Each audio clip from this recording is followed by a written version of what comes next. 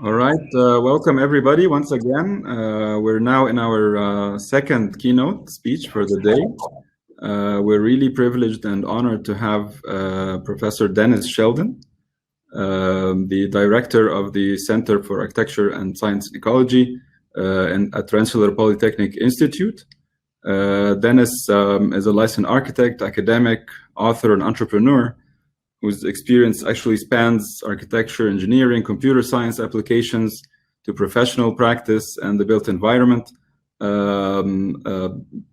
Before actually directing the CASE, or Center for Architecture, Science and Ecology, he had joined Gehry Partners in 1997 while still in his PhD program at MIT. And he was first director of research and development, then director of computing, and he co-founded the spin-off company Gehry Technologies at that point of time, serving as chief technology officer and developing several software products and project executive on a lot of numerous groundbreaking building projects until the firm's acquisition. Dennis's talk, he'll be describing his own kind of experience in building practice and academic research, while relating to the notion of building industry innovation and technology-driven disruption, talking specifically about alternative models of project delivery and the dynamic demands for buildings in the midst of economic and cultural changes, and the possibilities and conditions of the building industry transformation through entrepreneurial practice specifically. So we're very excited to have Dennis with us today. Thank you, Dennis, very much for doing this, and it's a great pleasure and an honor to have you. And I hand it over to you. And you have, as we said, we have almost around 40 to 45 minutes, and then we'll have questions from the audience. So please, if the audience can type in your questions in the questions tab on the right, and we'll address those in the Q&A session. Thank you. Great. Well, thank you very much. First of all, Dr. Abdul-Mohsen and the Arab Society for Computer-Aided Architectural Design. It's a great pleasure to be with you. I'm sorry that I can't be there in person. And let's hope that the technology cooperates. We've been wrestling with it, but it seems like it's going to work now. So yeah, so I wanted to spend the next 45 minutes talking about maybe a different view of the built environment and the building professions that's been informed by my experiences as both a working professional and as an academic. And I hope to share some of those experiences with you, some of the lessons that I've learned, and some of the things that I see coming for the future of the industry and the profession. But I would start by saying that you know, as somebody who has spent time in architecture, engineering, and technology, this is the most exciting time that I have seen for practice, because I think we're at some truly remarkable intersections of trends. And the big one really, I think, is, and I'll spend quite a bit of time talking about this, is that the sort of disruptive advances that has been experienced broadly in society, largely driven by information technology, computing, and data, are now coming to the built environment. And I think over the next decade, we will see some really remarkable acceleration of innovation in our profession that will, I think, have some of the features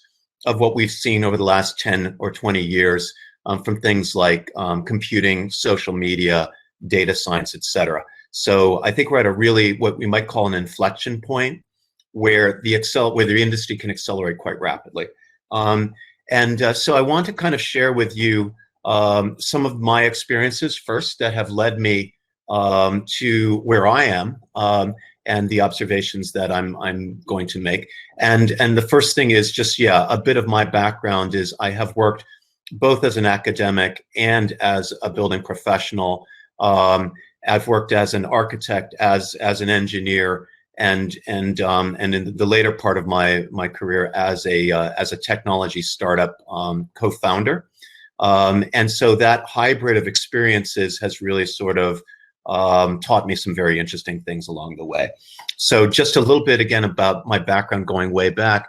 I was privileged, I think, to arrive at the profession as a student, not at the beginning of design technology, but at the moment where it was becoming, where 3D modeling and CAD were becoming relevant to professional practice. So very early in my career, I worked with companies like Arup, and I was always able to use my abilities in technology to kind of transcend the specific boundaries of individual disciplines. So even though I wasn't an engineer initially, I was able to work both as a building systems engineer, working with Arup New York around these sort of passive energy strategies for natural cooling and ventilation of buildings, and also using finite element modeling as a structural engineer to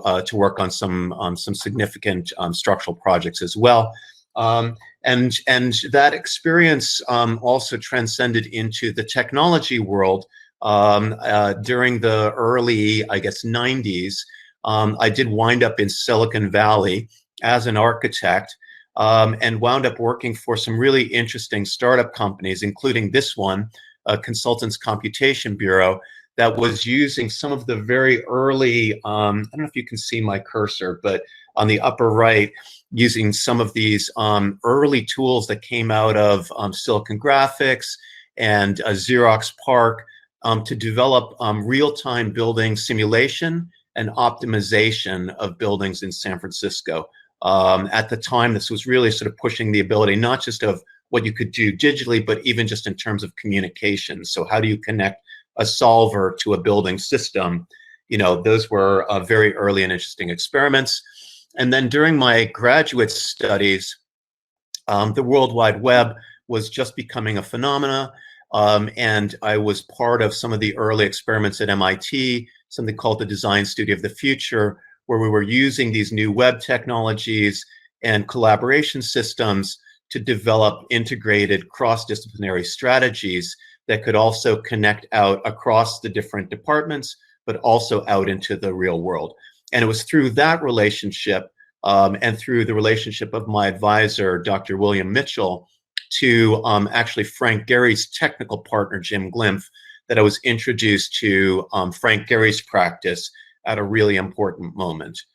And so I think part of the story begins there, where as a technologist, I encountered these really remarkable sort of artifacts, remarkable design processes that were very different than I think what I had learned, and I think what we still learn about the relationship between computation and its precision versus the real world and the sort of ambiguities and messiness that emerges from physical things and physical constructs and physical processes.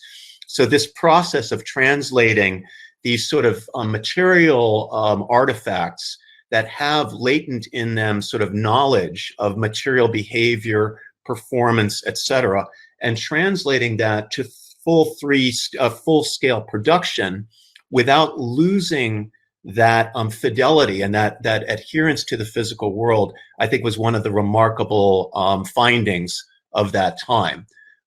We certainly did a lot of simulation analysis. My PhD work was actually on using physics-based simulation, what we now have in things like Kangaroo, for the purposes of modeling and simulating these materials. But there were many other techniques that were used at the time, again, things that are now quite prevalent in the rhino and grasshopper world, that really sort of tried to, again, develop geometric representations to model the material and physics behavior of these very unique material systems and geometric forms that produced from that. We also began this process that became increasingly the processes of building information modeling through very precise and almost impoverished these artifacts as we move to 3 dimensions from traditional documentation the process of figuring out what you encode in a model in order to establish collaborative relationships across the design, engineering, and construction supply chain started with these very small and very precise models that captured specifically what we felt needed to be communicated. And this was really sort of an artifact of the fact that we didn't have much computational firepower at that time. Although, of course, as those systems became more mature, as the computing capabilities became stronger and faster, we were able to produce really these quite remarkable at the time assemblages of all the, what now is, I think, fairly routine at some level for advanced projects, but at the time was really pushing the boundaries of what could be done in the digital environment. It was through that set of technologies and the understanding at the time that we had to proliferate those capabilities into the supply chain in order to have these projects work, that the idea of Gehry Technologies as a spin-off company from an architectural practice was formed. And the idea, very simply, is there's a lot of players in this supply chain, but there was a relationship between the projects that were coming out of the architectural practice, the ecosystem of partners, engineers, contractors, et cetera, on one side, and then on the other side, these technology partners, IBM, Dassault, et cetera, that had a very different dynamic in terms of how you engage the world through this 3D description, supply chain management, and ultimately the engagement with the project. So that was sort of the genesis of the idea of Gehry Technologies. We produced a number of interesting software products over the time. The first was something called Digital Project, which was a software that we licensed from Dassault, the makers of this aerospace software CATIA, packaged that and redeveloped it for architects, and then sold it to the market to people on our projects, people on other projects, and also to the academic world. And then later in our evolution, we developed more of what is now sort of a cloud-based technology, but combining the ability to actually put models on the web and wrapping that with some of these social media constructs.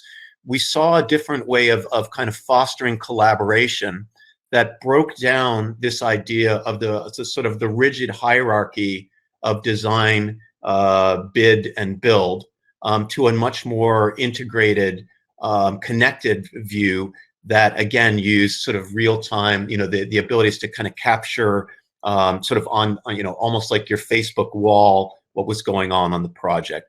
That technology wound up being sold with the company to Trimble, and it's now integrated into their software SketchUp as a technology called Trimble Connect, and that has been very successful for Trimble and was really the basis of their interest in our company. And so just suffice it to say that the other side of things was we realized that just selling this kind of advanced technology that nobody knew how to use didn't really work on its own. So we wound up having to pursue consulting as building information modeling integrators, developers, and sort of leading the teams in order to be able to use the technologies that we had developed. So over about a 10-year period, we grew to offices around the world, including in Abu Dhabi, and then with also in Qatar. So that was really, I think, where I sort of learned about the alternatives to traditional practice. That not just that there were opportunities in creating technology, but that there were opportunities in enabling the transformation of building process through the acceleration of disruptive technologies. The difficult, I think, learning experiences were straddling the fact that a consultancy, like an architecture and engineering firm, is very, very different than a product company that is producing software or machines or building products. And the kind of intersection of those two worlds, how architecture and design practices can generate and take advantage of the intellectual property that they generate, and the mechanisms for doing that have been sort of profoundly interesting questions for me ever since that time. And I think those questions are becoming very germane for the rest of the industry today. Let me just see where we are with time. Hold on. Okay. Wow, we're going pretty fast. Okay, so let's see. Let's just keep going. Skip that. Okay, so some of the other sort of findings from that time are again about sort of looking at the design world, the artifacts that we create, and the processes that we develop in the course of developing and delivering buildings, but looking at that through the lens of computation.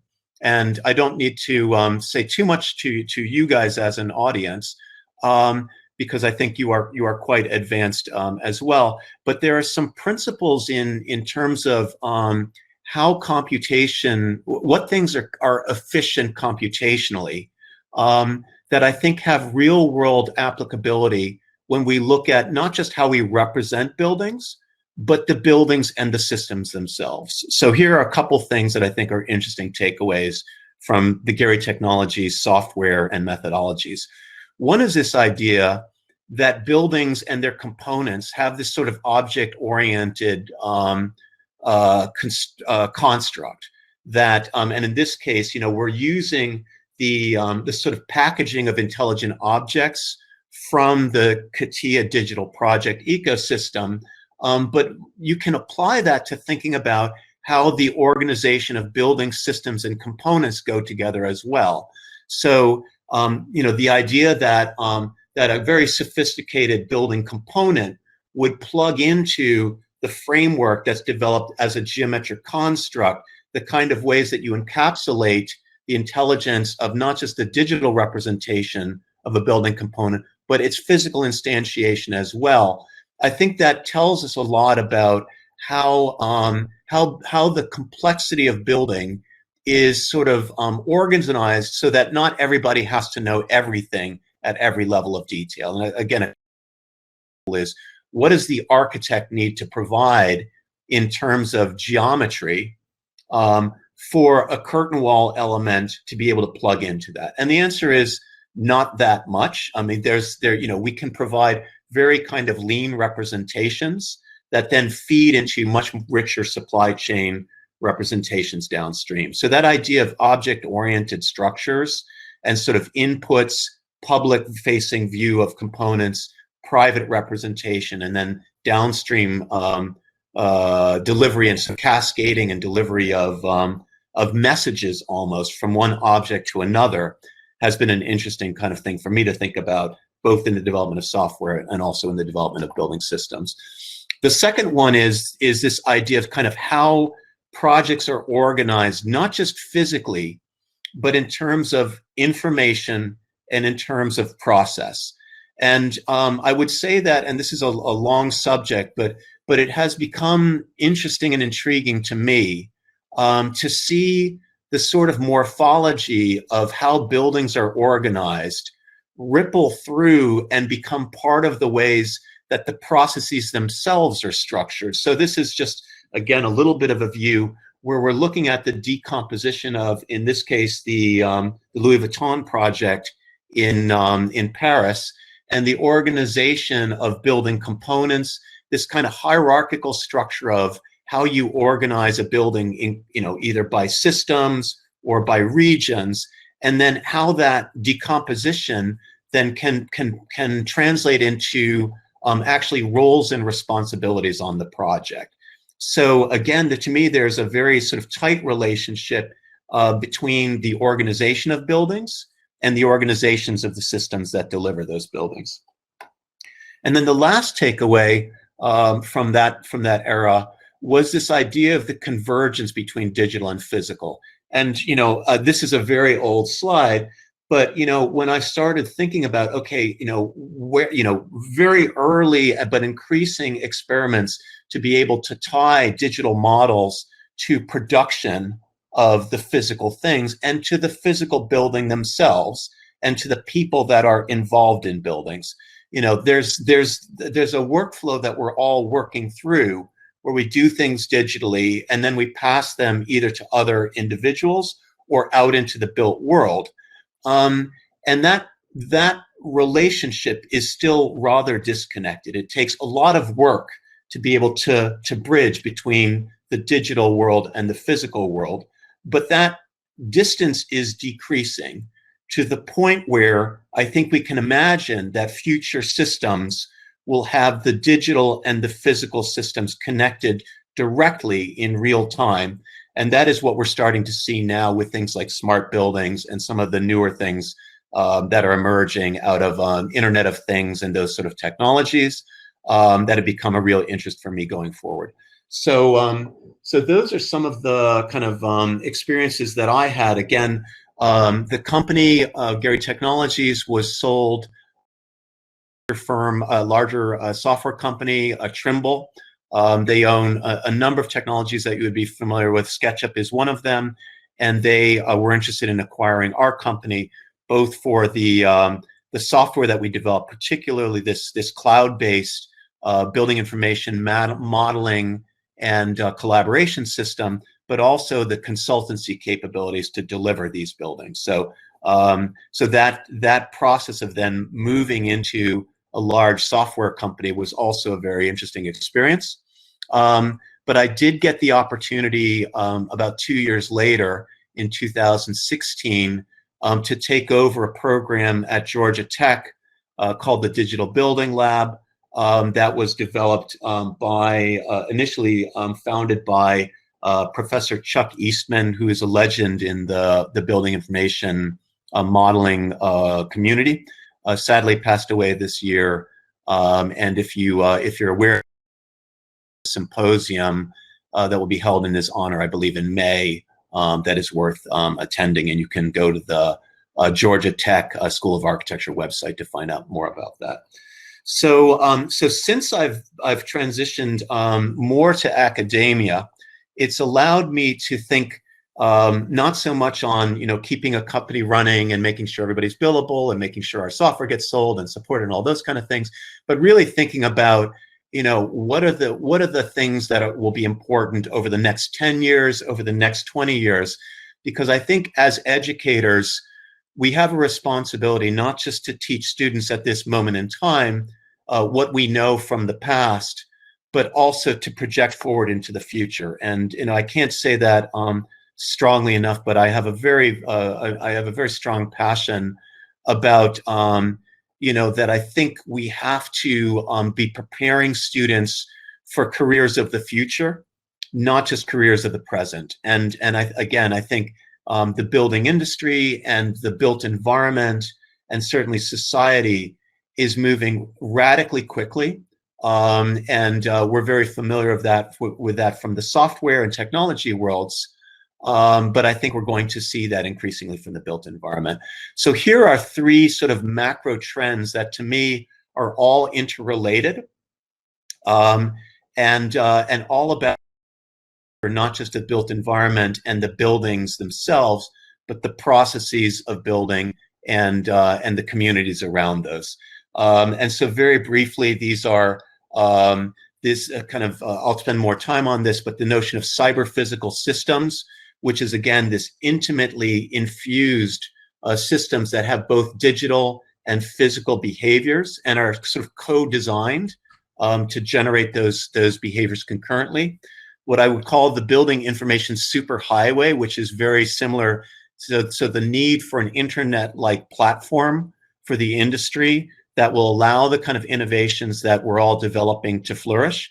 And then new models of practice that are founded on this idea of entrepreneurship and entrepreneurialism, both sort of classic, the kind of things that you see from the Googles of the world, but other sort of entrepreneurial practice, the kind of things that happen in innovative firms, and even in social entrepreneurial organizations that are trying to affect change in society. So those are the kind of the trends, and let me kind of walk through just a couple of the innovations that I've seen, and then we'll talk about where I think the future is. So first of all, this is some of the work that I inherited from Professor Eastman, which is all about this kind of interoperability, data standards, and open exchanges of information. There's a term that you're probably familiar with called the Industry Foundation Classes, or IFC, which is the open standard for building information delivery and exchange. And that really was a big piece of the heritage of the Digital Building Lab, was developing these workflows, BIM delivery manuals, exchange diagrams, and those sorts of things. And I would say that I think the next generation of building information modeling is profoundly different, in the sense that today we have been very focused on exchange between building supply chain participants, designers, engineers, builders. There's a little bit of opportunity to now take BIM models available for facilities management and those sort of capabilities, but it's missing the big picture, which is really this connection from design to the actual building occupants themselves, their daily lives, the organizations that live and work in buildings. And I think that, you know, the next generation of possibilities of building information modeling will allow us to build systems that can connect the design to the end users directly and get real-time aggregatable information back from the buildings and from the occupants of those buildings, that will allow us to iterate in a kind of a really interesting cycle of continuous improvement. So, you know, and the obvious version of this is what's now, I think these terms are quite familiar to people, this idea of digital twins, which connect physical and digital artifacts together bidirectionally through sensors and instrumentation. So we can pull data from the world, we can build, you know, vast scalable digital simulations, and we can predict performance based on those simulations and push that back into the world and see the effects of what we've done in a sort of a continuous cycle. These are some of, again, the terminology that's being used to describe some of these capabilities: digital twins, cyber-physical systems, the fourth industrial revolution. Again, these are themes that are not coming from the built environment, they're coming from technology-driven society writ large.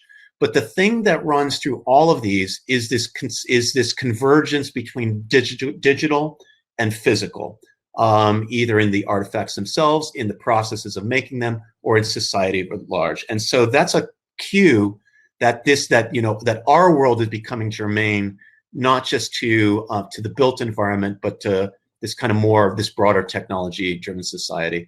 Some of the work that we've done, some of the work from Georgia Tech, was developing foundational constructs for integrating BIM with controls through some work by collaborations with Professor Pardis, Pishdad Barzogi, and some of her students. We developed some open standards that can connect existing sensor standards with BIM standards. These capabilities have been applied to connect BIM to building control systems and also to building energy simulation, in order to develop, again, integrated capabilities for simulation and testing of the predictions of simulation against real-time data coming from building controls systems in actual buildings. I also have a role as the director, or one of the directors of Building Smart's design technology programs. Building Smart is the foundation that manages IFC and some of the open data standards for the built environment. Traditionally, those systems, one of the reasons that IFC has not yet caught on as much as its potential has to do with the kind of legacy technologies that IFC is built on. So IFC is currently today has been founded on something called STEP, which is a kind of, it's about a 30-year-old technology that looks a lot to me like Fortran. You're probably, many of you are too young to remember Fortran, but it's a very sort of difficult language to understand, to debug, and to use. And there's not a lot of tooling in the world anymore to support that. So that's one of the reasons why this kind of open data standards interoperability has gone slowly.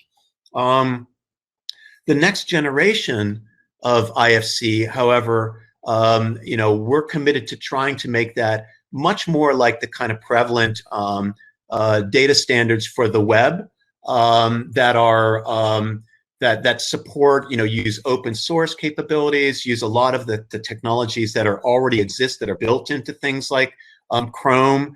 And so suffice it to say, we are moving the IFC data standard to newer constructs, including JSON, which is probably familiar to many of you, JavaScript object notation, which is what the World Wide Web is really built on. So that capability to sort of parse and manage data in these formats is available built into things like Chrome, into the web services that are used by everybody. And so we're using, we're redeveloping IFC around these open data standards as a way of taking advantage of all this infrastructure that exists in the world today to sort of create this platform, as I said, for data exchange that I think is needed to kind of unlock a lot of the innovation that's possible in the broader community. And a lot of that innovation is happening.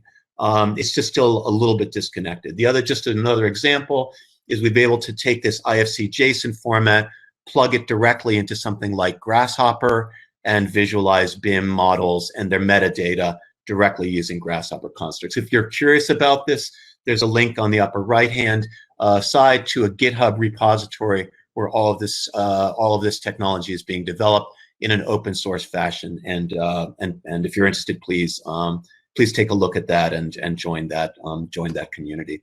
Also integrating with things like Speckle, which again is one of these kind of young, small accelerating companies that is producing innovation in terms of connecting design processes. And we've been able to demonstrate that we can convert IFC JSON into a Speckle format, which is also a JSON-based construct. And then the third kind of major innovation is really around the practice itself and the business of delivering buildings and the business of innovation. And again, we live in a world that where the vernacular is dominated by these large tech companies that have driven innovation through these accelerated models, using kind of the frictionlessness of software on the web to achieve vast scale. And that has been very difficult for the building industry for a number of reasons. But I think because of some of the innovations and the advances and the directions that I've mentioned, this opportunity for technology-driven advancement is now coming to the building industry. And some of the sort of symptoms of this is just the interest that's being shown by the tech community and things like the management consulting world in the built environment. So this article came out about 3 months ago. This was in TechCrunch, which is sort of the Silicon Valley website sort of journalism around startup companies in the Silicon Valley. And they have identified not just the built environment, but what I like to say that the built environment itself will be a platform for technology-driven innovation. The world around us is going to be a platform for technology-driven innovation, and will sort of eclipse a lot of the interfaces that we're using today that you see me speaking through. And I think there's some really interesting things that will happen when we think of the built environment being a user interface for data, for interaction, for collaboration. Again, seeing through the lens of technology. Let's see, I think I'm doing, okay, I've got about 10 more. I think we're reasonably on time. So just to suffice to say, yeah, in the last 5 years, there's been a huge interest by capital in investing in large acquisitions and investment in technology companies in the built environment. Companies like Elon Musk's companies, you know, the Boring Company, which is getting into infrastructure as a platform. You know, there's a lot of, and then a whole proliferation of interesting startups. You know, small companies like I mentioned, Speckle, you know, is one of them. Some of these Grasshopper plugins, right? These are companies that are often started by one person, and because of the ability to get out into the world, to connect to the community, you can have tremendous impact on the profession, just as a small organization. There's also kind of these incubators that are emerging. There are really interesting companies like Thornton Tomasetti, a kind of a large U.S.-based engineering company that has developed an incubator where they're creating startups out of the software and also the kind of the physical engineering innovations that they've created. So we're seeing, again, sort of traditional investment from the venture community, these kind of open source startups proliferating, and then traditional design and engineering practices starting incubators, starting investment companies, starting these innovation labs with the idea of not just starting their projects, but also providing innovation to the world at large. And I will say that, you know, this is a lot easier than it was, you know, 20 years ago when we started Gehry Technology, because there's so much infrastructure out there, you know, Amazon Web Services, social media advertising, right? It's really, it's not easy to create a company, but the overhead and the infrastructure required to succeed is much lower. And just suffice it to say that one of the things that I've been doing as an academic is trying to sort of collect some of these innovations, going back to some of the innovators that grew up around the same time as I did, but also some of the newer innovators, with the goal of sort of creating a community of startup companies, you know, the existing ones, sort of opportunities, feeding new ideas and opportunities coming from the venture world. And as part of that, last year I produced an AD edition that was specifically around sort of technology-driven architect entrepreneurs. And there's some really great stories, again, from a whole spectrum of people, including, you know, Frank Gehry, but also Ben Van Berkel from UN Studios is doing some remarkable stuff. And again, some of the newer startups that are being started today. So I wanted to kind of close out in the next seven minutes, just talking about where I am now and kind of the ambitions of the center that I lead.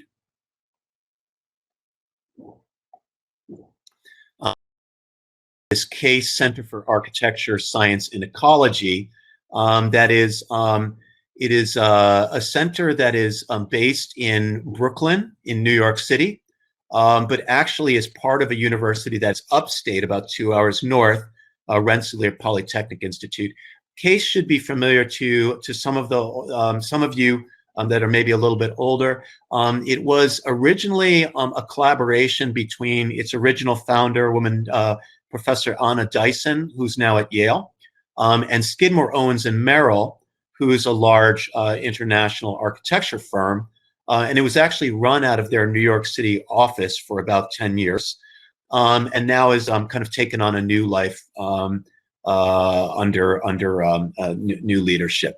But it's a very interesting kind of model. That's a kind of a professionally engaged research and education center that pulls research from all across Rensselaer, which is a very prestigious engineering school that has mechanical, computer, data science, all those kind of capabilities, and connects to the communities in New York City, the professional communities there. Just going to make sure, I see Sharif. Sharif, are we still on? Can you still hear me? Yes. Yes. Okay, good. All right. You went away for a second, so I wanted to just make sure that I wasn't, that we're still on. Okay, so just a little bit about sort of the tradition of CASE has been largely about building systems focused on, again, both natural and man-made ecologies. So, looking at the footprint of buildings in the world and understanding how we can affect change through innovative science and research and increasingly innovative data and increasingly innovative practice. But the foundation of CASE has been about innovative enclosure systems, smart walls, green walls, interactive facades, and those kind of things. It also has had a very strong interest in kind of understanding resources,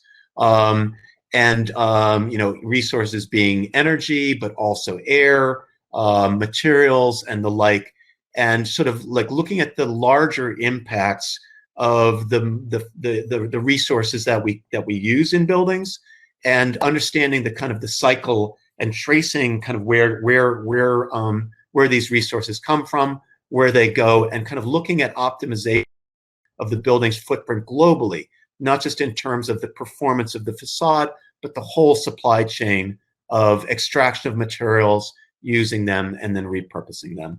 There's a lot of work on material science, new types of innovative materials, a lot of really interesting work that is looking at recycled materials from food production or from agriculture, and repurposing those materials as building materials. It's like hemp, things like these are sort of coconut husks that are being part of another food production system, and we can actually repurpose those kind of materials and use them for built materials. But we're also looking at sort of infusing those materials with intelligence as well.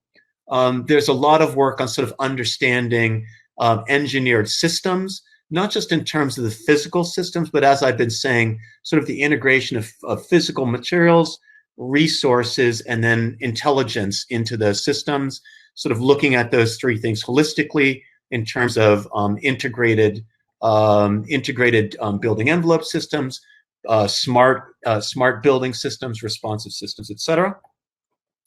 And then a very strong focus on the impacts of what we do on real constituencies, getting back out into the world with the systems we develop and plugging them back into society. There's some forward-looking directions that I'm really interested in and that I think are relevant to the industry writ large. And these are some of the things that I think are the kind of the next capabilities and the next mandates for building practitioners. One of the big changes, I think, is the ability for practitioners to operate at scale. And suffice it to say that we have real challenges as a civilization with our impact on the planet. And while we can undertake those one building project at a time, I think it's incumbent on us to think about capabilities that accelerate impact by delivering innovation at scale. So the challenges of society are too big to tackle one building at a time. And it's important to think about systems that can kind of populate, at a city or a planetary level, because that's the kind of scale of problems that we have. And I think that's the capabilities of the tools that we have today. There are clearly these questions about resiliency, climate change, and I think, the current pandemic kind of points to a need for reconfigurability and responsiveness in the systems that we develop, because we may be in a situation where we have to rethink kind of the big infrastructure that we're developing on the fly to encounter and address new challenges. And so even think about mobility of infrastructure. Can we move infrastructure around? Can we reconfigure it? Which again, I think are things that we see, mobility is coming from other sectors, intelligence and kind of responsiveness at a kind of a systemic scale. Those are things that are coming from other sectors of the economy as well. And again, those sectors are looking at the infrastructure of the built environment as the platforms that they're going to need to address things like smart mobility, et cetera. Some of the tools that we have to counter these large-scale challenges, the first one is just access to data. And I think that's really profound, that today we have the ability to really understand what's going on in the world directly, but at vast scale, and to process all of this information that's coming from at a global level and processing it down in a way that's consumable. The second capability that we have that is new is automation, and the ability to design at multiple scales concurrently with fidelity across those scales. So we can, BIM was about understanding a system from what I used to say, the building to the bolt level. I think we have the ability now to design from the city to the chip level in this sort of integrated continuum, and using some of these generative capabilities, again, that are very prevalent in things like Rhino and Grasshopper, and Revit, but also the ability to sort of populate those advances all the way down to the kind of the millimeter level, and sort of develop systems that sort of populate across those continua. Again, looking at systems holistically in terms of not just sort of where do materials come from, where do they go, but how do you connect localized innovation into bigger and bigger systems, both digitally and physically, and I think, again, we have the ability to think about these integrated systems holistically from where the materials are mined or grown, to their whole distribution into society, their implications for buildings, their integration with the digital systems that simulate them, but also that live in the buildings that are simulated, and then out into operations. We talked about cyber physical systems. Again, I think that's a key advance that will be just central to what architecture in the future. And then the last thing is this idea of experience, which is a kind of a new thing that comes from the web development world. But it's worth kind of understanding that there are methodologies of understanding how people engage with technology that are very different than the way that as architects and designers, we think about our relationship to clients. Again, a lot of that comes from software and from web development, but it's a really interesting way of thinking about our roles in sort of interpreting society and engaging with the world. So I'll close by just saying, this is, maybe it's a shameless pitch, but I'd like to just say, CASE in New York City is taking on all of those challenges. We do that through a number of degree programs at the undergraduate level, but also at the Master of Science and PhD level. There are three kind of pillars to the academic programs at CASE. Built Ecologies is very much about design in the built environment. There's a new program that I'm developing around design technology that is specifically around these cyber physical systems and data science and a kind of the web-based data and open standards and collaboration and interoperability. And there's a program on geofutures, which again is this kind of large-scale urban projections about the future of cities. All together, those programs come together at our center in Brooklyn, in CASE, in New York City. And if you are at all interested, I invite you to reach out to me at the email address below, or to look us up on the web at case.rpi.edu. We'd love to know more about what you're doing. And certainly if you're interested in advanced education at the MS or PhD level, or coming as a visiting scholar, we'd be delighted to have you with us. So with that, I will thank you for your time, and open up for any questions that you might have or for conversation. Thank you very much, Dennis, for this enlightening talk and these excellent points. I think we're witnessing a lot of discussion about this new perspective and new categories of interdisciplinary research and business practices that you dwelled on, and that are really sort of forming, realizing new kind of opportunities for innovation in a novel way. and the kind of modalities that you discussed, and in terms of both academic research and education, I think are enlightening. So I think there's a lot of, I personally have a lot of questions, but I'll go through some of the questions we have. So after your great and innovative talk, thanking you for that, I would like to ask which programming languages will be used in the open source development for the software, and in which platform? Well, I think it's going to change every 3 years. I'm teaching a design programming class right now, and the basis of it is JavaScript. Certainly there's a world of Python. I think the languages themselves continue to evolve. What's interesting about the JavaScript world, as I said, is that there's so many, there's I don't know, 10 million, 20 million people that use those technologies. There's open source technologies like MongoDB, these NoSQL databases. This stuff is built into Chrome. Sometimes I say that, I think one of the futures may be that we don't need these kind of big software products anymore, because really the browser is becoming, at some level, the CAD platform. And things like Rhino Compute, which is McNeil's new capability to plug things like Grasshopper into the World Wide Web, Autodesk Forge. I think those are, really, to me, the thing to focus on is the web, because I think that's the platform for where things are going. And it's also the basis for connecting to the Internet of Things, all that kind of through clouds and microservices and things like that. The languages, I think those are the prevalent languages, but more languages will emerge every 3 years, and we just have to understand that's how things work. Yeah, sure. I think another very fascinating point that you dwelled on, the idea of the digital physical sort of solution somehow, and we have also a question about that. After thanking you for this inspiring presentation, I was wondering if you've ever found that still, and with the narrowing gap between the digital and the physical, which is expedited even further by the Internet of Things, have you ever found that the patterns of adoption and acceptance of such sophisticated building systems changing from one country to another, for example?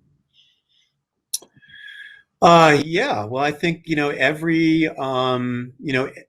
every social group has their own take on this, and I think that's really part of the richness of the world. I think, for example, a lot of the great work in interoperability and open data standards is coming out of Northern Europe, Scandinavia, Finland, Norway, all those, small countries where, the government has really made a significant investment because they believe it's critical for their society, right? I often say there's sort of like a cottage industry that I'm part of, where we're just sort of taking innovation that's coming out of Northern Europe and plugging it into the U.S. market.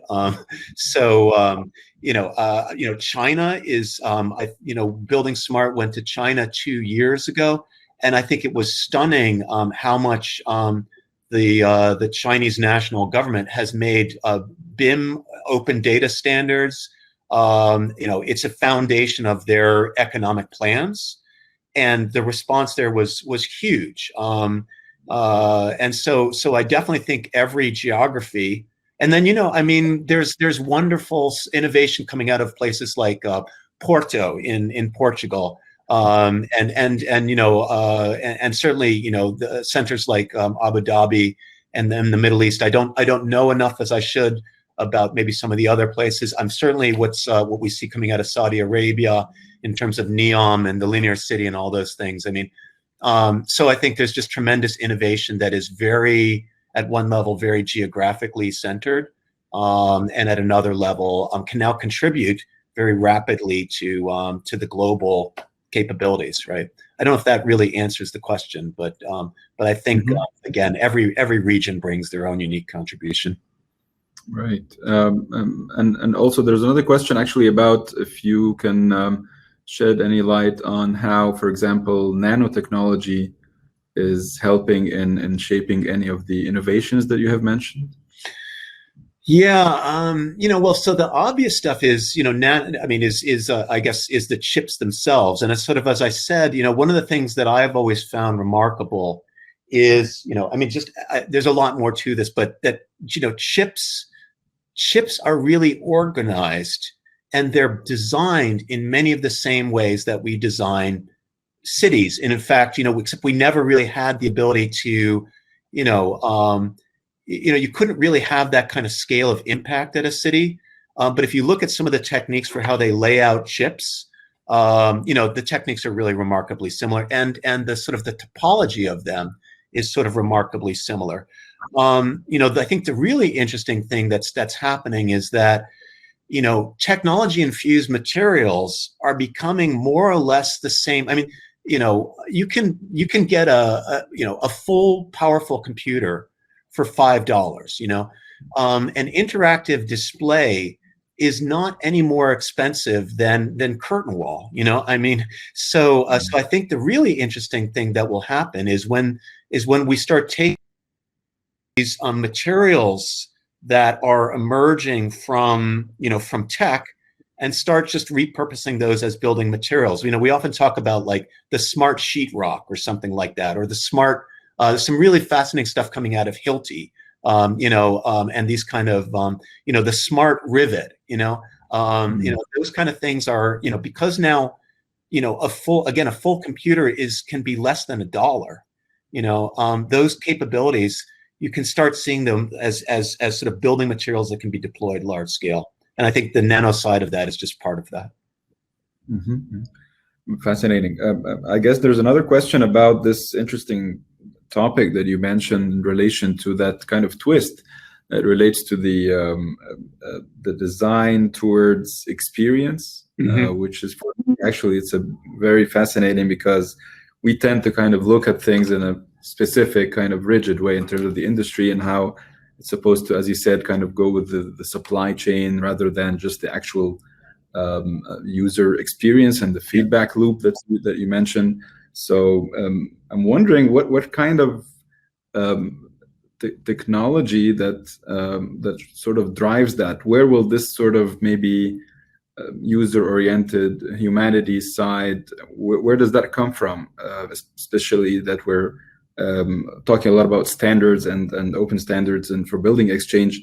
Where will that twist sort of come from? Because this is a different kind of disruption that you're talking about. Right. Well, I think the first kind of thing that I just want to underscore is there's a lot of benefit to just looking at the built environment and the processes of building delivery through the lens of computation and through the lens of tech, right? So this user experience design applies to buildings, even traditional buildings, in a way that, we just don't think about sort of like, user engagement. When you think about, we talk about program, we don't talk about user experience, right? We don't talk about a day in the life, although implicitly that's in there. So it's just an interesting sort of canon, if you will.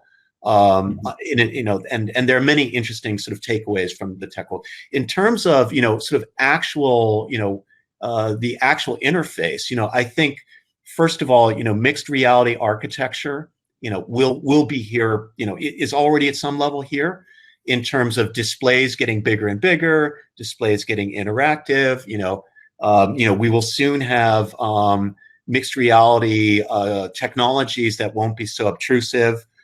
So I think, and then clearly this thing about IoT sensors, buildings that can learn from the environment, learn from the occupants, ask for feedback, interact with users, right? I mean, I think that is, again, there's stuff that we now take for granted, like, an Amazon Alexa, and I'm getting really interested in kind of like that sort of, smart home technology, but there's so much there that's already sort of in the world with us.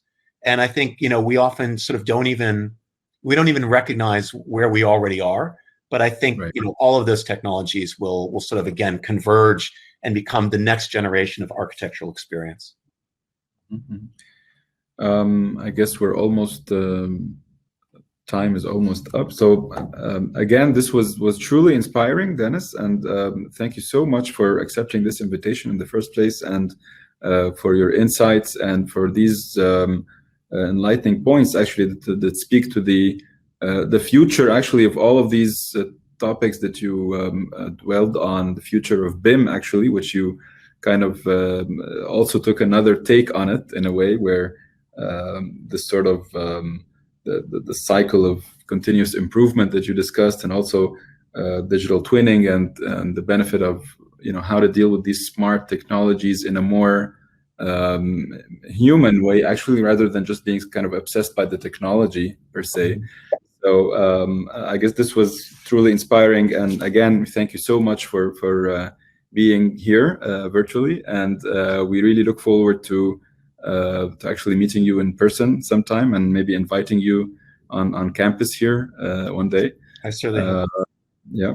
And thank you for all the comments and for the audience participation. I'm reading some of them in the chat as well. I really appreciate your time, your interest, and again, please contact me if any of this would be interesting to you. We have another final question, if you don't mind, just came up. We actually have a couple of minutes extended, so if you don't mind. Sure. So again, after thanking you for the inspiring presentation, BIM applications, IFC models, and technologies are already underway and will dominate the future of architecture applications in terms of bridging the distance between designer creativity and construction feasibility. And his question is about your expectation of the availability of this technology and the speed of its spread, especially in the Middle East, with the challenges of economic growth, and what's your vision of the role of academic institutions in teaching these applications? In 1 minute, maybe. Sure. Okay. So yeah, I mean, I think well, I'll maybe leave you with this one thought. So BIM has not gone as fast or as important. It hasn't had as much impact as we had hoped, and I think the reason for that has everything to do with this future possibility of engaging outside of the professional world. So BIM is a technology that has been built for architects and building professionals, and owners haven't really seen, they don't know why they need it, because in fact they haven't needed it. It's a way of enabling their team.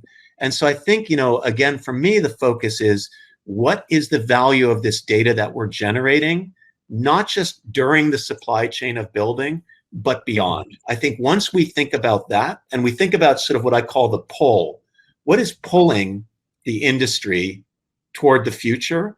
And it's not just our own internal practices, it's the advances in society and the world around us. So I think that's just a really important thing to keep front of mind, because I think that's what's going to drive adoption, is demands not just from building professionals, but from society at large, right? And from owners and from the communities that live in the worlds we create. Great. Yeah, I think that final thought gives us a lot to dwell on, actually. Thank you so much, Dennis, again, and hopefully we'll see you soon. And again, it's a real pleasure and an honor. Oh my God, we have another question. Okay. Let me ask you about your thoughts regarding what kind of opportunities you think digital technologies can bring to developing countries. Yeah. Okay. So that's a great one. It might take more than a minute, but here's something that I've noticed. Right. I don't know much about Africa, but what I hear is really interesting. So it looks like Africa is developing infrastructure that is leapfrogging or jumping ahead of the technologies that we take for granted in the Western world. Two examples, right? They don't have landlines. They just have, they've gone directly to cell phone, right?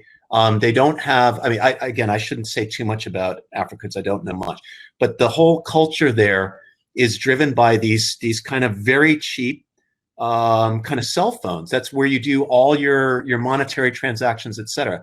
The second thing that we've seen is drones, right? So they're not necessarily building, the kind of road systems that we've seen in China over the last 10 years or in the US over the last, 100. they're able to kind of leapfrog with these new technologies and have a much lighter kind of touch.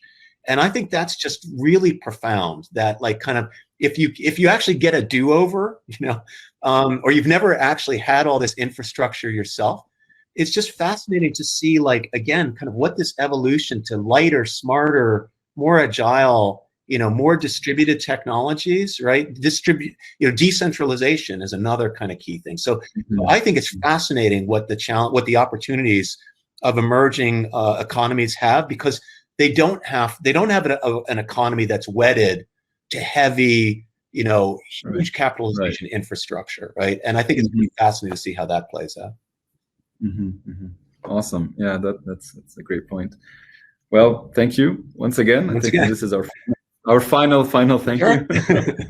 I got time for one question. No, okay. Thank you again for your time, Sharif. It's been an honor, and thanks to all of you. I hope to see you in the future. Thank you very much. Thank you very much, Dennis. Bye.